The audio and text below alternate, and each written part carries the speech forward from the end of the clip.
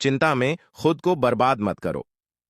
दोस्तों, हम में से कई सारे लोग ऐसे होते हैं जो चिंता के कारण खुद को बर्बाद कर लेते हैं। ऐसे ही लोगों को बर्बाद होने से बचाने के लिए हम ये वीडियो लेके आए हैं। दोस्तों, वीडियो बहुत हेल्पफुल है। तो ये बात उन दिनों की है जब बुद्धा मरवन में अपना समय व्यतीत कर रहे थे। इस समय तक बुद्धि की प्रसिद्धि दूर दूर तक फैल चुकी थी। बहुत दूर दूर से लोग अपनी चिंताओं और परेशानियों का समाधान खोजने के पास आते थे। ऐसे ही एक दिन जब बुद्धा मरवन में अपने शिष्यों को प्रवचन दे रहे थे, तो एक अधेड़ उम्र का व्यक्ति अपने 2021 वर्ष के पुत्र को अपने साथ लिए बुद्धि की तरफ चला आ रहा था। जब यह प्रवचन स्थल के पास पहुंच गए तो एक नजर उन पर डाली और इशारे से बैठने के लिए कहा।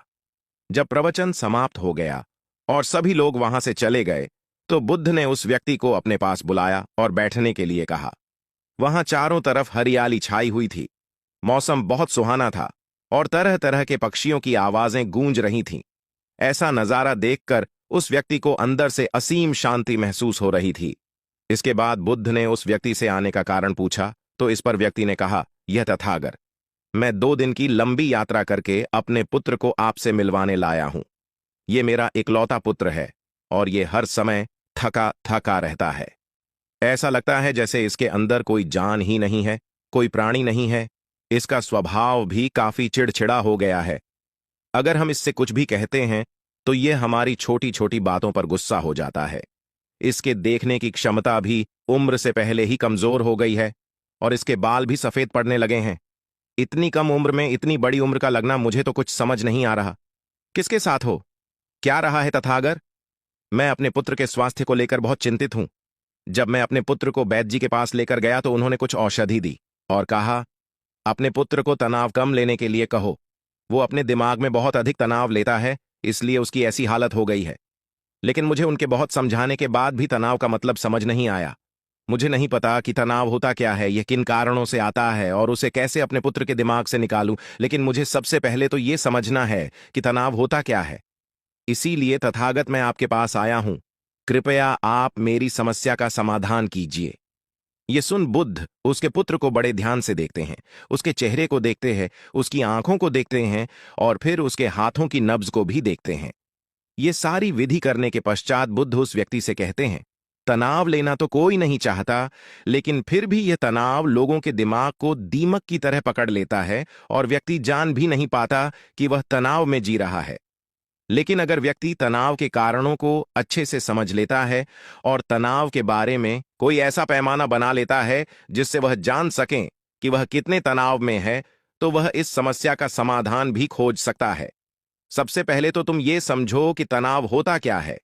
जब भी कोई व्यक्ति कोई काम कर रहा होता है लेकिन उसका मन कहीं दूर भटक रहा होता है, कल्पनाओं में होता है, तो उसके शरीर और मन के बीच एक दूरी पैदा हो जाती है।